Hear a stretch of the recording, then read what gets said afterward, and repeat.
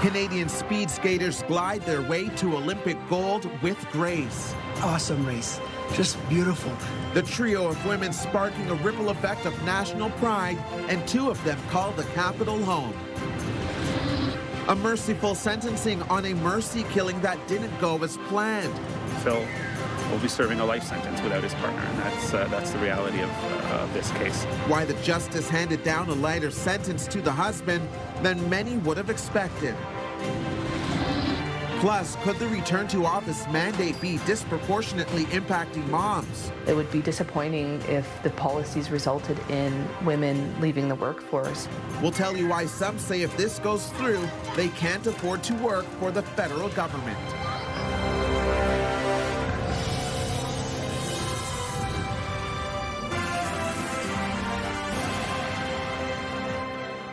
Good evening. Patricia is away this week. We begin tonight with a golden moment for Canadian speed skaters, once again on top of the podium at the Olympic Games. And two of them are from Ottawa. Ivanie Blondin and Isabelle Weidemann called the capital home, and along with their teammate, Valerie Maltais, they won the team pursuit in Milan today. CTV's Leah Larocque joins us now with more on Canadian pride and the local connection. Leah. Well, Stefan, Blondin and Weidemann trained their early days here in Ottawa.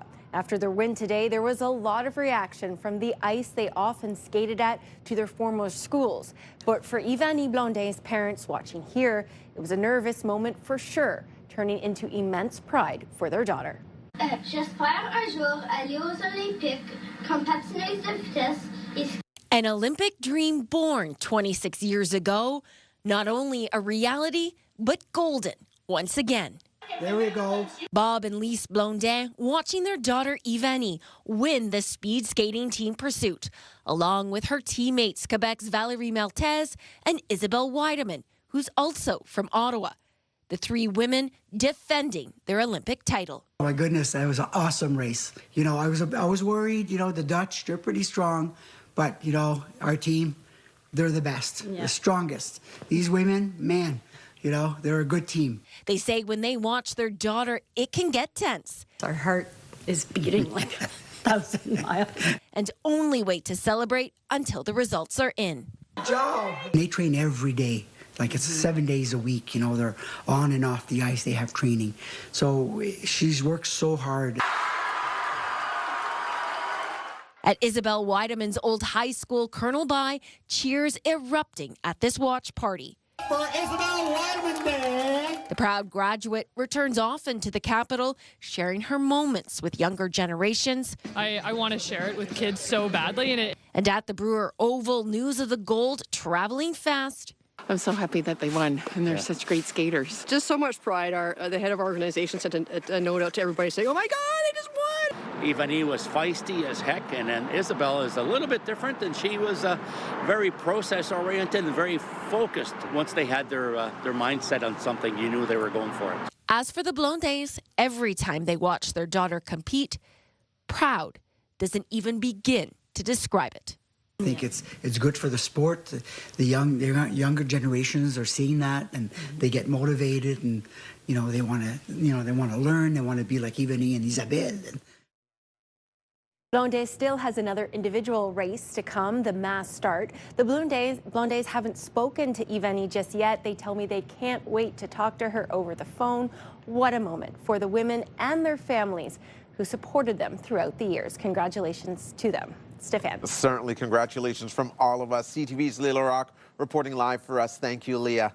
Also in Milan today, Team Homan beat Sweden on the curling rink. The 8-6 victory means they still have a chance of making the playoffs. And the matchup is set for Canada's men's hockey quarterfinal game. They will be facing off against Czechia. That game will be at 10:40 Wednesday morning. With today's speed skating gold, Canada is 11th in the standings with 3 gold medals, 4 silver, and 5 bronze. You can scan the QR code on the bottom of your screen to link to us online or visit ctvnewsottawa.ca. We have more details on today's gold medal speed skating win and the reaction from right here in the Ottawa community. Still ahead, tram project funding in jeopardy. Why switching the cash flow source could derail plans to build tracks connecting Twin Cities, Ottawa, and Gatineau. Developing news out of Richmond tonight, where 2 homes are severely damaged after a massive fire in a residential neighborhood.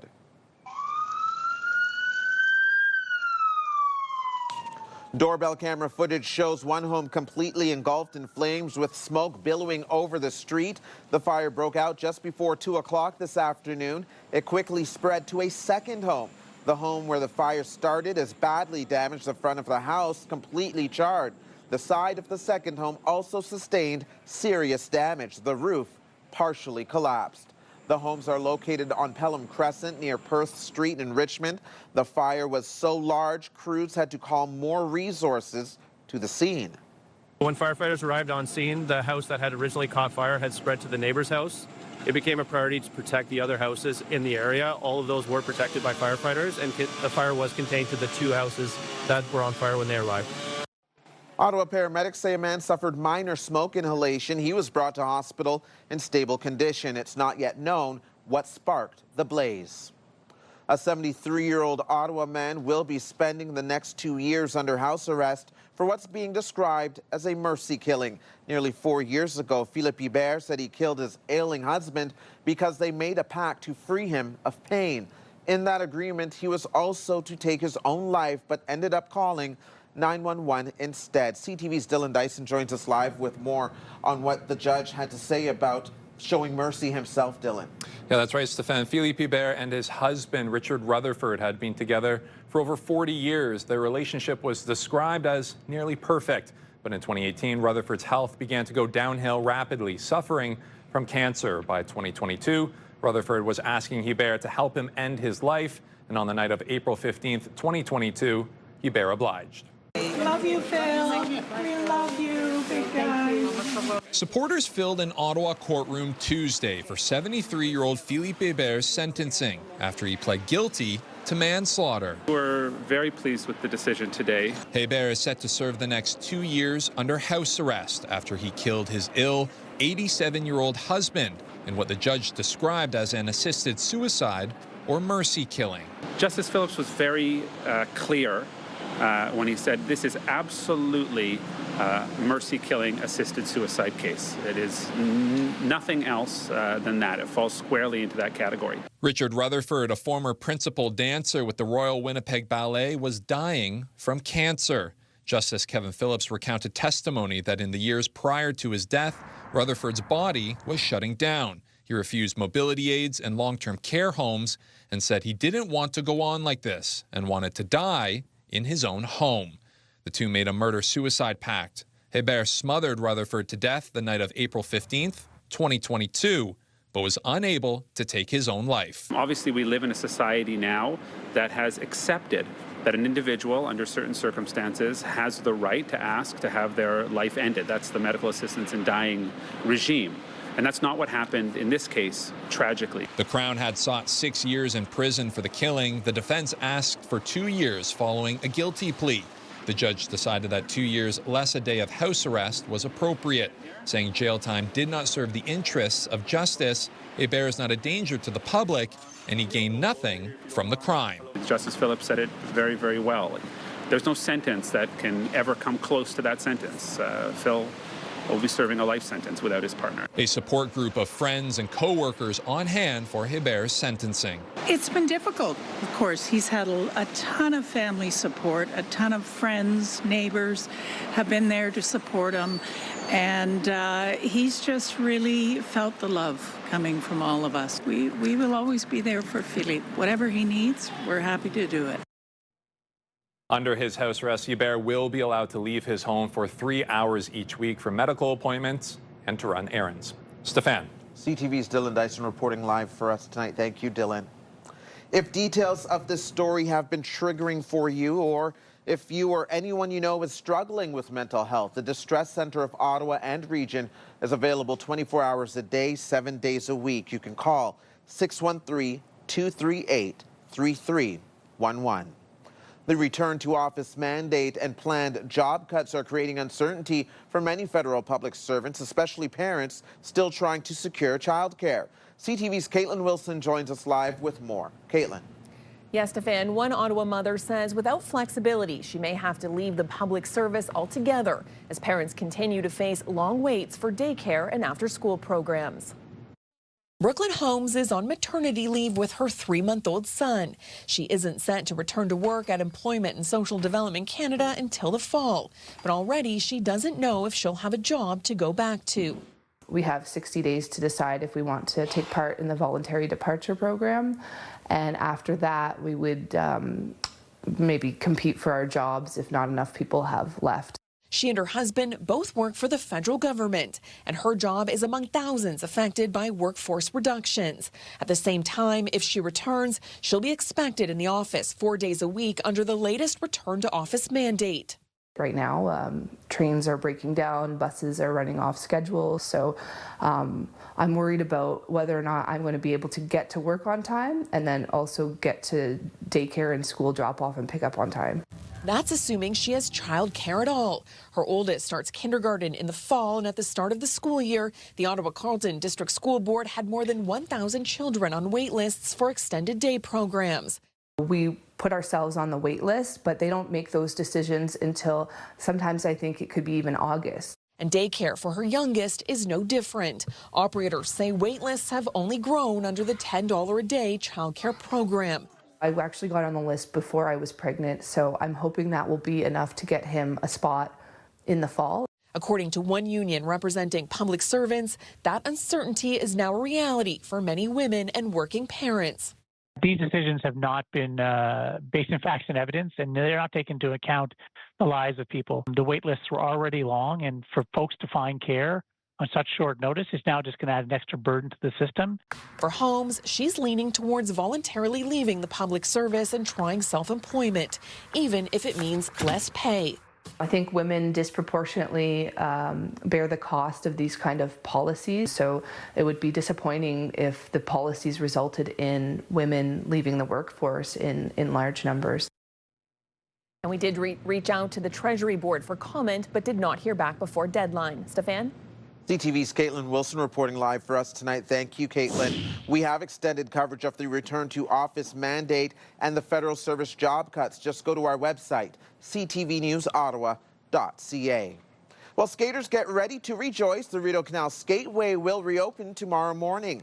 The National Capital Commission closed the skateway last night to allow for crews to smooth out the ice surface after a busy weekend. The entire length will open back up at 8 a.m. along with the skate rental services, change rooms, and concession stands. The NCC says there have been more than 785,000 visits so far this season.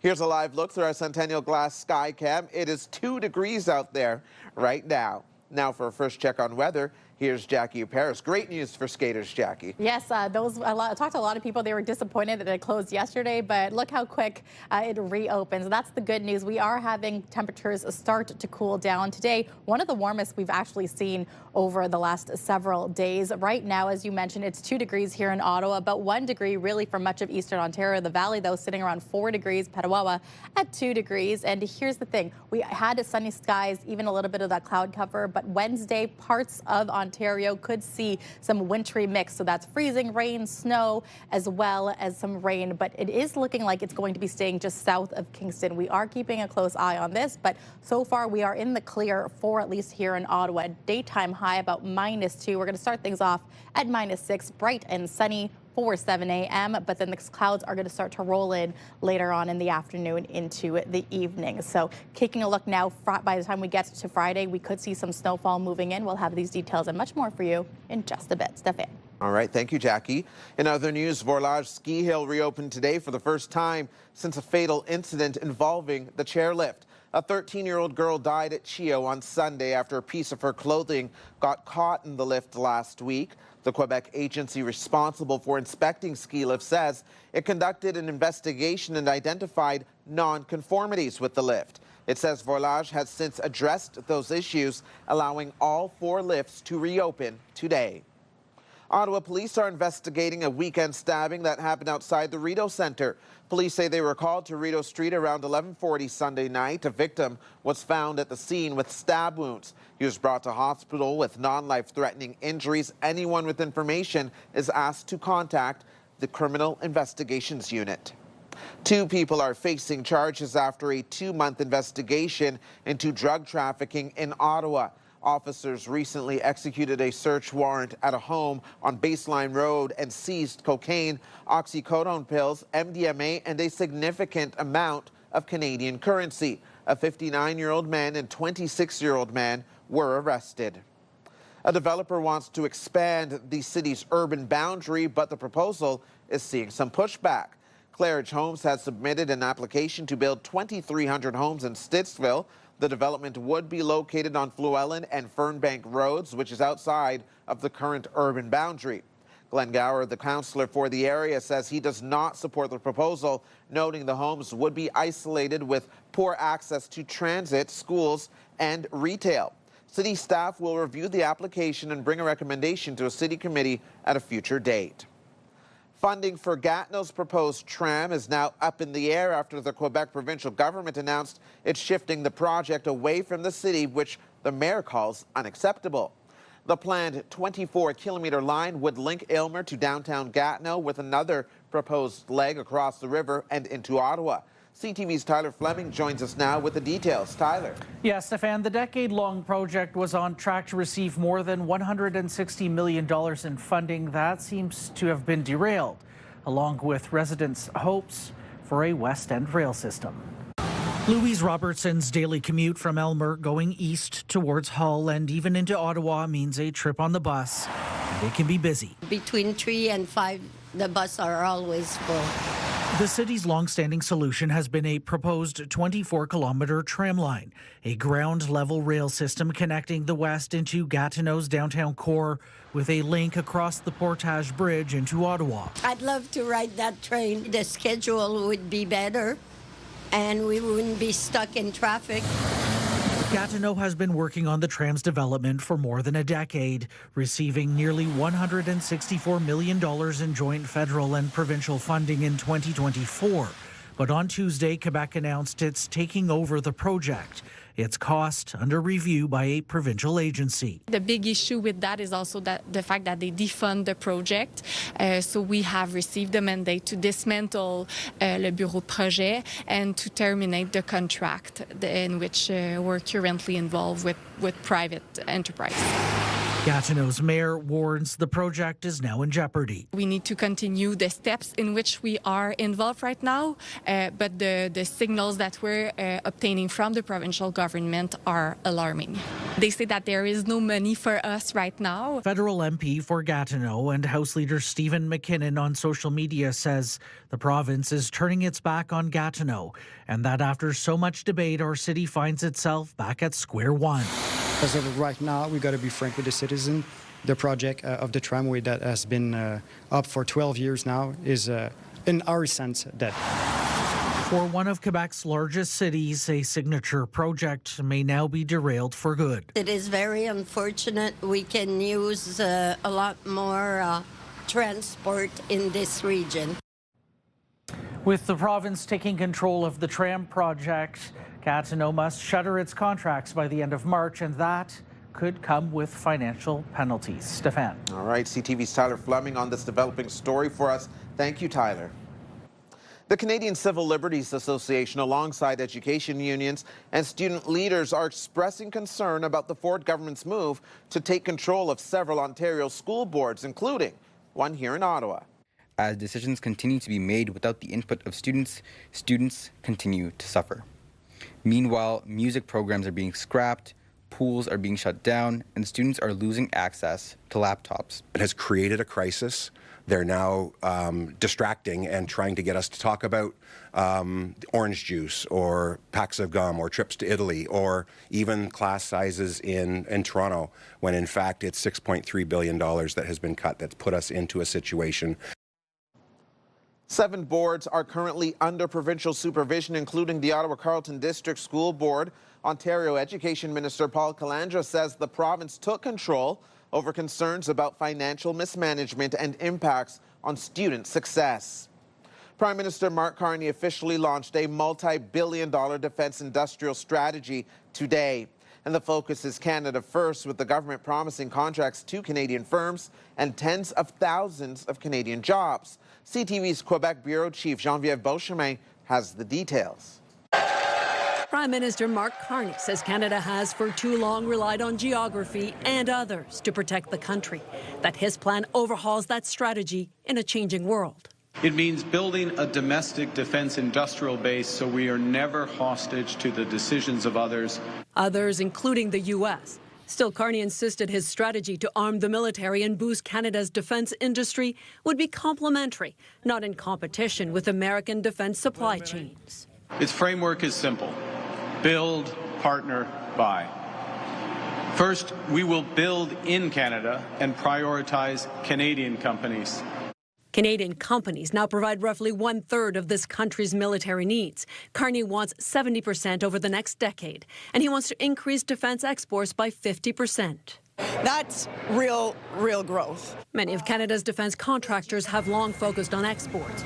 This strategy could change that, but the industry says the procurement system has to be much leaner, faster. If it doesn't happen, it could undermine the entire strategy that we just heard about today. Many of the details had been revealed before, and the Conservatives criticized the strategy as filled with buzzwords and promises that won't deliver. What I expect from this government is that they're going to put aside their partisanship and reach across the table and work with us to ensure that we can deliver. But the government says it's setting up a defense investment agency to streamline the system, a centerpiece of its strategy. CAE is the world's largest simulator provider. Half of its business is for civil use, half for defense, most of it for now exported. We're talking about a sea change in spending and focus, and so as the government works on simplifying how to work with contractors, it only accelerates us. But with this major overhaul of defense spending, many say that there's still some fine-tuning to be done to ensure that this strategy becomes reality. Geneviève Beauchemin, CTV News, Montreal. It was widely expected that Canada's inflation rate would hold steady in January, but it did cool slightly. According to Statistics Canada, headline inflation eased to 2.3%, down from 2.4% in December. That's largely due to lower gas prices, which were down year over year after the consumer carbon tax came to an end in 2025. But food inflation increased, with the cost of food from the grocery store up 4.8%. The cost of restaurant meals was also up compared to last January, when the federal tax holiday was in effect. Even if the GST holiday didn't happen last year, our food inflation rate would be at around 6.2, 6.3%, which would still be the highest amongst G7 countries. The Bank of Canada is set to make its next interest rate announcement in March. A G2 driver will have to explain to their aunt why her Mercedes has been impounded for 2 weeks. OPP officers caught the driver going 67 kilometers over the speed limit on Highway 417 here in Ottawa. They were charged with stunt driving, which also comes with a 30-day license suspension. People tell me it makes them smile, so that makes me smile. Coming up, we meet an Ottawa woman known as the Bear Lady, whose snow sculptures bring smiles to everyone along a local winter trail. Jackie. Well, thanks so much, Stefan. Taking a look at overnight temperatures, we're getting down to about -9. Clear skies for overnight, and this will carry on into tomorrow. We anticipate more sunshine on the way. The daytime high, -2 degrees. We've got some northeasterly winds moving in. We will have a full look at your forecast in just a bit. But here's a live look through our Centennial Glass Sky Cam, showcasing downtown Ottawa, and quite a warm evening where temperature right now is at 2 degrees.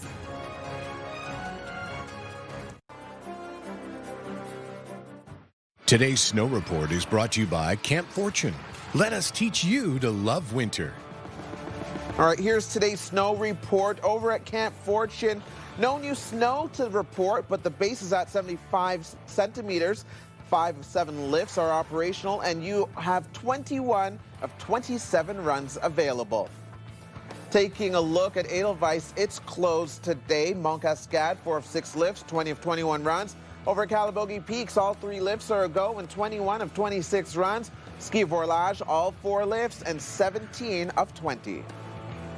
Let us teach you to love winter. We offer ski and snowboard lessons, a vast variety of runs, and let's not forget après ski in our new pub 1920. See you on the slopes. A trail near the Ottawa River is home to more than a dozen bears, but don't worry, these bears aren't real. They're sculpted from snow. CTV's Peter Sperling introduces us to the Bear Lady, the artist behind the creations. Maggie Glossop's creations spread joy. People tell me it makes them smile, so that makes me smile. She sculpts bears out of snow. I build them because I enjoy building and also because people seem to really like them. Their home in the Kitchissippi Woods near the Ottawa River. I started building snow bears here about 8 or 9 years ago, and every year when the snow conditions are right, I come back and build bears. Good morning. A hit with anyone walking, snowshoeing, or skiing along the Kitchissippi Winter Trail. It's a highlight, and I always come in this part of the trail because they're so cute and so sweet, and I appreciate it. Puts a smile on my face every single time. And it looks so cool. There are a total of 15 bears, and some people using this trail have even made it a treasure hunt to find all of them. I saw those 3, and then there were some around the corner, and then these ones now, but no, I haven't seen 15, I don't think, so. Are you going to keep an eye out? Maybe there's more, yeah, for sure. Some are up in the trees, others on tree stumps, and these two on a bench. Sculpting the bears requires slightly warmer temperatures. When it gets close to 0, the snow gets sticky, and then I can build them. Parts of their faces made using brown wool. For 78-year-old Glossop, who lives nearby, it's a chance to be outside. It's my happy place, so instead of signing up for a gym to go and get exercise, I'm over in the woods almost every day. And when it gets too warm, the bears hibernate until next year. People ask me, but don't you get really sad when they melt away? And I say, no, they're I come back and do it again next year, and it's great. Peter Sperling, CTV News. Keeping the magic alive. Hopefully the snow bears will survive this stretch of mild weather. Some people taking advantage of the warmer weather to run along the canal pathway today, although they did have to dodge some puddles. The canal was closed for skating today, but is set to reopen tomorrow morning at 8. Jackie's here with a check on the forecast, and I know a lot of people are so happy to hear that, Jackie. Yes, I mean, I was walking with a friend down by, and it was very sunny, very spring-like, but they were disappointed that they didn't get to hit up the canal, but great news. Tomorrow morning, that's your day. And keep in mind, the temperatures still remain fairly mild for this time of year. We did see temperatures right now about 2 degrees, saw a daytime high of 3 degrees, but right now the clouds are starting to roll in. The good news is that the days are getting longer. The sun setting at 5:30 today, or just past 5:30. Keeping a close eye, though, on what tomorrow will look like. While here in Ottawa, mainly clear skies, there is a little bit of that weather activity moving through just south of Kingston. We've got that wintry mix of snow, flurries, freezing rain, as well as rain. It is likely to just stay below Kingston. Kingston could see a little bit of light flurries moving through. It has prompted several watches and warnings in effect for parts of Ontario, including the GTA, where there's a winter storm warning, where it is that wintry mix up to 5 centimeters of ice pellets. There's a freezing rain warning just west, so Kitchener and Guelph area, and a snowfall warning really for Peterborough, Belleville as well, where we could see 10 to 15 centimeters of snow, because it could likely be a messy commute for most of Wednesday. Not here, though, in Ottawa, as well as parts of eastern Ontario. Clear skies, -9 is the overnight low, about -10, -11 by the valley. Along the Seaway, really sitting around -6 degrees, so still fairly within seasonal temperatures for this time of year. Tomorrow's daytime highs sitting between -1, even getting down to -2 for here in the capital. Again, mix of sun and cloud is in store, so we may be avoiding that wintry mix as well for at least one day. And right now, across the country, -2, -4 in the Atlantic Canada part of the country. And we can see that we are seeing milder temperatures really moving through. So right now, we are sitting around the freezing mark, -3 in Thunder Bay, still lots of sunshine. And we are seeing the colder temperatures really kicking in the western part of the country, -20 and heavy snowfall in Edmonton, -17 in Calgary. We've got some rain going in Vancouver with a current temperature at about 5 degrees. Now, taking a look for us for Thursday, clear skies is in store again, but it is Friday that we could likely see more heavy, wet weather moving through. So that wintry mix of rain, freezing rain, as well as flurries really moving in for our Friday evening. That could lead to a messy commute. Now, the 7-day forecast is brought to you by Davidson Hearing Aid Centers, celebrating over 80 years in family business. Tomorrow, the daytime high is -2. We are getting down to about -11 going into Thursday and -10 overnight into Friday. So that's good news for the canal, keeping it nice and slick. -3, the daytime high for Friday with a chance of flurries. It really isn't until Sunday, Stefan, that we could see periods of snow moving in. All right, but I can handle those daytime highs. Fairly mild indeed. Yes. Like that. Thanks, Jackie. You're welcome. It's an opportunity to look back at the history of Ottawa, even beyond 200 years. Just ahead, residents get a chance to learn about Ottawa's history at Heritage Day celebrations at Ottawa City Hall.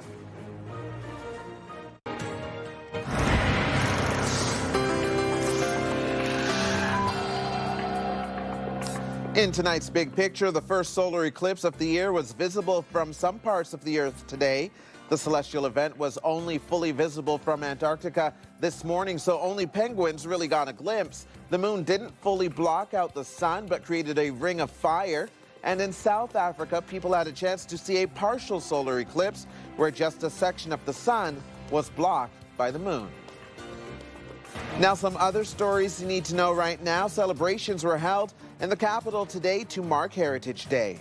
It's an opportunity to look back at the history of Ottawa, even beyond 200 years. It's a moment for reflection and really just encouraging citizens and residents of Ottawa to get out and explore their local heritage sites and learn more about Ottawa. The mayor cutting a cake at City Hall to kick off the event, which brought together more than 50 local historical societies, museums, and organizations. The public had a chance to learn about Ottawa's history as the city gets set to mark the 200th anniversary of Bytown.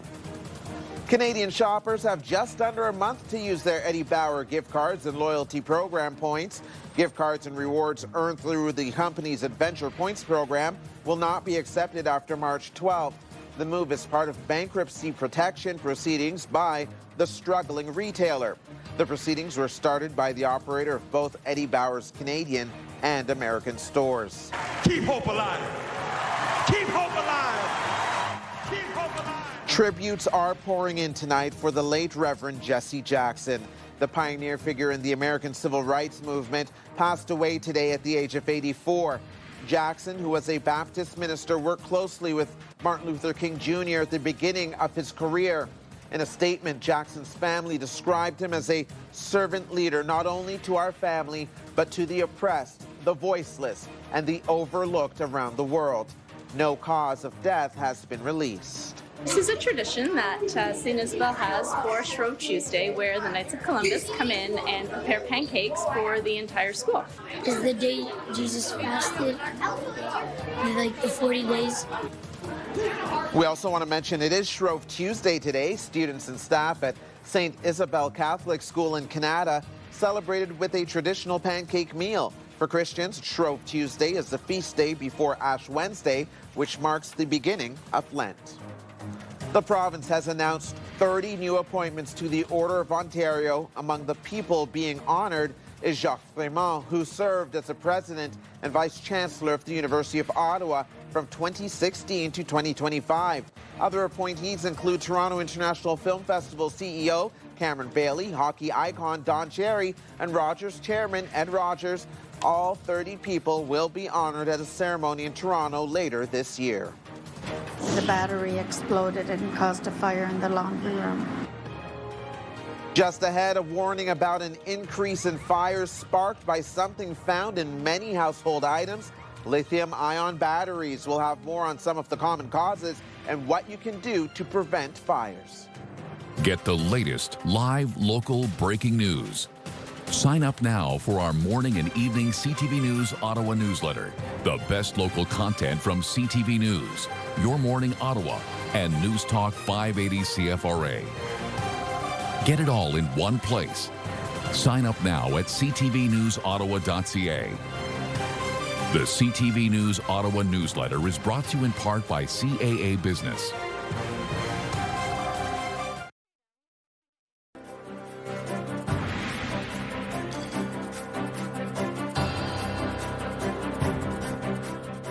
Fire services in Ontario are warning about an increase in the number of lithium-ion battery fires, and it appears many of them are starting in e-bikes and e-scooters. CTV's Pat Foran has details. We've done stories on lithium-ion battery fires involving toy cars, smartphones on airplanes, and e-bikes in the subway system. As lithium-ion batteries are being used in more devices, more fires are happening.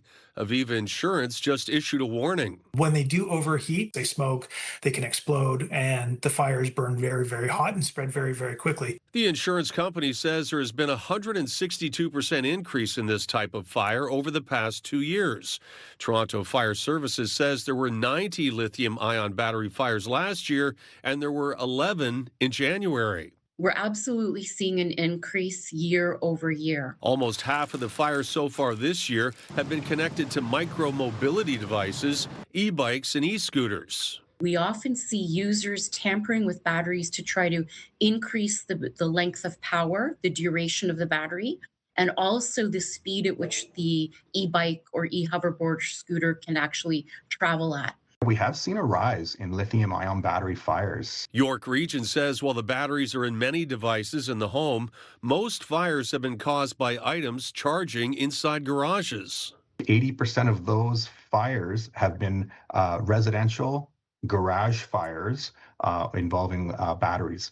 When lithium-ion batteries fail, they may smoke, hiss, and expand. Once they enter something called thermal runaway, they can explode, releasing toxic smoke and chemicals, and reach temperatures of 400 degrees Celsius. To avoid battery fires, always follow the manufacturer's instructions, only use batteries designed for the device, and charging cords that came with the product. Store batteries away from flammable items, and avoid excessive charging. You should never tamper with a battery. Don't allow them to charge overnight. And old or damaged batteries should be disposed of at municipal recycling centers. Pat Foran, CTV News. Returning now to today's inflation data, BNN Bloomberg's Lindsay Biscaya has more on that and the day's other top business headlines. The annual rate of inflation ticked down in the month of January to 2.3%. StatsCan says gas prices were about 16% lower year over year, but that decline was offset by food inflation, which increased more than 7% annually. Shelter inflation also eased, only rising 1.7% in January. That's the first time in almost 5 years that figure has been below 2%. And here are the closing numbers for the day. The Canadian dollar didn't move much, ending the day at 73.31. West Texas Intermediate is down to 62.26. Western Canadian Select is up to just over $47 a barrel. And the TSX dropped today, down 177 points. Those are your business headlines. I'm Lindsay Biscaya. It's not just about an HIV diagnosis. Just ahead, a new film aiming to break down the stigma surrounding HIV. Stay with us. Saving lives is what they do. February is Heart Month, and together we can support the University of Ottawa Heart Institute in providing world-class cardiac care. For almost 50 years, our community has played a critical role in advancing the Institute's life-saving work. Your donation will support groundbreaking research, innovative patient care, education, and prevention. To learn more, visit FebruaryIsHeartMonth.ca. Proudly sponsored by CTV. Supporters of the University of Ottawa Heart Institute are helping to light the Capitol red for Heart Month. BMAC Collision Group proudly supports the Institute and is helping raise awareness about the importance of heart health. BMAC believes that sharing knowledge and encouraging prevention can make a real, lasting difference. Over the decades, HIV treatment has become steady and manageable, but stigma continues to keep many from getting that treatment. CTV's Pauline Chan has more on a new short film that deals with this issue. I have HIV, Mom. Baby. The 6-minute-long film has an eye-opening title, but its subject is subtle: how stigma affects HIV-positive people, even though the medical journey is now relatively straightforward. It's not just about an HIV diagnosis. It's about being unhoused. It's about substance abuse. It's about the stigma that comes with all of those things. And when those things come together, it's kind of this perfect storm. Norad Bouzaid, who is HIV positive, says they've experienced most of those situations, and while each person is different, the film rings true. A lot of it does come from criminalization. There's historically been a criminalization against people who are unhoused and people who use substances. And there's also criminalization towards people who are HIV positive. But especially somebody who belongs to all three of these communities, right? The film, by Academy Award-nominated director Hubert Davis, follows Jordan from revealing his diagnosis to a supportive mom to unemployment and homelessness. Casey House CEO Joanne Simon says there's one group she especially hopes sees the film. Healthcare workers. There's not a lot of time spent in medical school on HIV, and certainly not a lot of time talking about stigma. The new film comes out at a time when a new oral test for HIV has become available in Canada. It takes a lot of the fear out of it, talking about the fear and the stigma around disclosing. Sometimes even just walking into that clinic, right, to sit down in a room full of strangers. The cheek swab, known in Canada as Aura Quick, can give you home results in just 20 minutes. And you can find the film Big Effing Deal on YouTube or at smashstigma.ca. Pauline Chan, CTV News.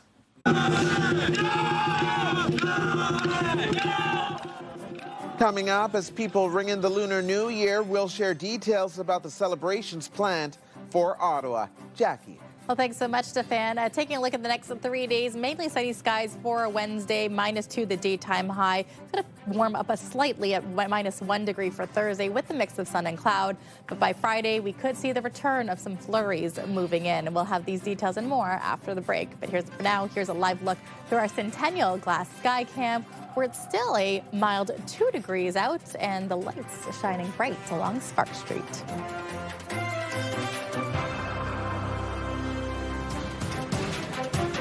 The National Capital Region is jam-packed with incredible experiences you don't want to miss. Hey, I'm Sanaya Taylor, your iHeartRadio Weekender, powered by Barhaven Ford. Get the inside scoop on all the biggest and best events every Thursday, Friday, and Saturday on CTV, Move 100, Pure Country 94, TSN 1200, and News Talk 580 CFRA. iHeartRadio Weekenders is powered by Barhaven Ford, Ottawa's newest and largest Ford dealership, and Ontario's #1 Ford EV dealer.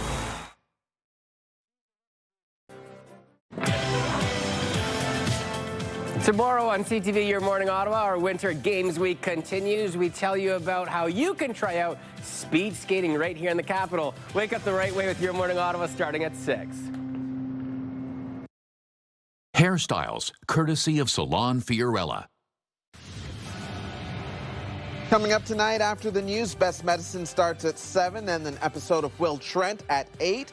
2 episodes of The Big Bang Theory that you can watch starting at 9, and W5 Avery Haynes Investigates begins at 10. Here's a recap of the top stories we're following right now. Our team, they're the best, the strongest. These women, man, they're a good team. Celebrations in Ottawa after today's gold medal speed skating win at the Winter Olympics. Ivanie Blondin and Isabelle Weidemann, both from Ottawa, along with their teammate Valerie Maltais, won the team pursuit in Milan. There's no sentence that can ever come close to that sentence. Phil will be serving a life sentence without his partner, and that's the reality of this case. A 73-year-old Ottawa man sentenced to 2 years house arrest after he admitted to killing his ailing husband nearly 4 years ago. It would be disappointing if the policies resulted in women leaving the workforce in large numbers. And as thousands of public servants prepare to spend more time in the office, many of them are also struggling to secure childcare for when that happens in just a few months. Now for a final check on the weather, Jackie Paris is back. And the best part about your forecast, Jackie, Canal reopens tomorrow morning at 8 a.m. Yeah, and if you want to get out there early for the sunrise, I've seen people do it. Take a look at these conditions. -6 to kick things off. Kind of going to feel like -10, so not too bad. It is going to be mainly sunny skies for our Wednesday. Daytime high -2. Thursday could be about -1, a mix of that sun and cloud. Friday, we could start to see flurries, and that will develop perhaps into periods of snow by the time we get into Sunday. But those overnight temperatures really keeping that ice pretty great for the skateway. So liking those minus double digits for the overnight. For the overnights. Daytime highs looking good. Thank you, Jackie. Finally for us tonight, people around the world are ringing in the Lunar New Year. In China, crowds were treated to a traditional folk dance performance to welcome the Year of the Horse. Here in Ottawa, a Lunar New Year's parade will take place on Saturday in the Chinatown area along Somerset Street West between Bronson Avenue and Bell Street. Happy Lunar New Year, everyone. Yes. There's some traditions my family like to say. Yes. They're like, don't wash your hair. It's going to wash off all the bad luck. Or make sure you wear red. So there we go. Here we go, fam. You should have sent me a note. I would have worn I'm sorry. red. I should. We usually talk about this. There's always tomorrow. Thanks for watching, everyone. Have a great night.